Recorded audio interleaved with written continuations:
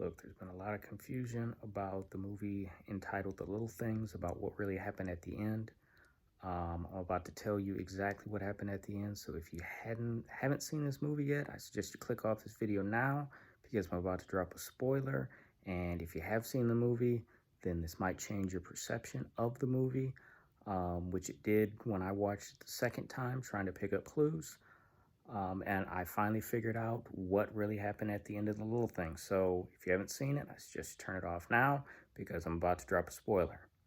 All right, now that you've turned it off, I bet you sat through The Little Things and wondered who the killer was. Well, the killer was only shown for a couple seconds towards the beginning of the movie in the first scene. He is definitely not Jared Leto. He's also not Denzel Washington's character, Deke, either. Instead, we don't really know who the killer is, but the major theory here is that both Jared Leto's character Sparma and Stan Peters know who the killer is and were working with him the entire time, up until the point where Stan Peters was murdered. He didn't kill himself.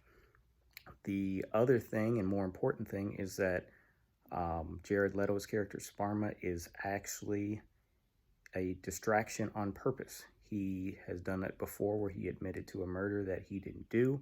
That is to distract from the real killer, who he is covering up for because he is involved. He is the one that has been moving the bodies.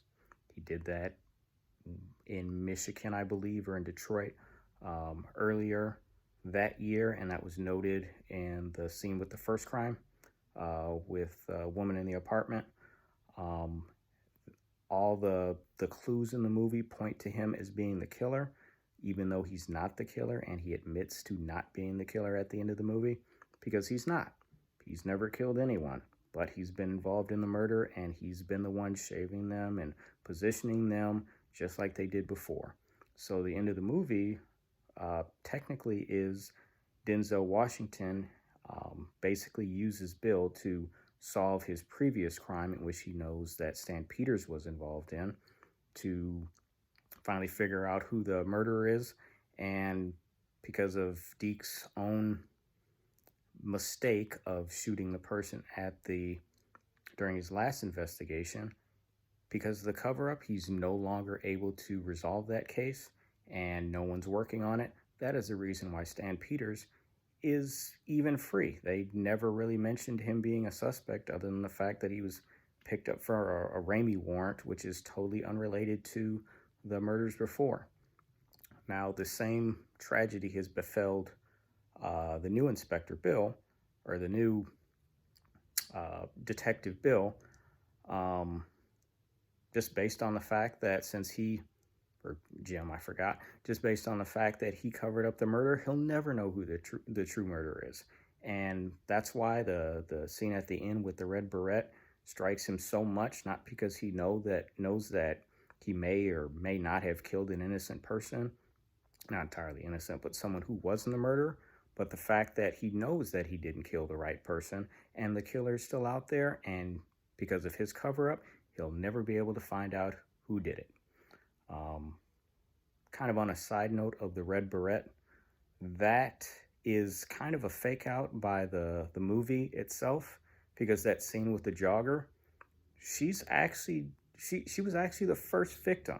So that scene with the jogger is actually a flashback and not taking place in real time. You can tell this by the fact that when Sparma is being investigated, he mentions that when he's shown a picture of her, he says, "Oh, the original," meaning that she was the first person to get kidnapped.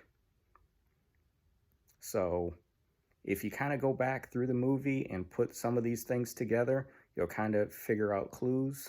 Another clue to her being the first victim was the very next day after Deacon arrives in Los Angeles, when he's in the coffee shop, the next morning that he's there, you can see her wanted poster, or see her missing poster on the cafe. The previous scene was her missing. So if you put two and two together, there's no way that she could have been missing in that short period of time and had a missing person poster on the window of the cafe literally just hours later after she was kidnapped.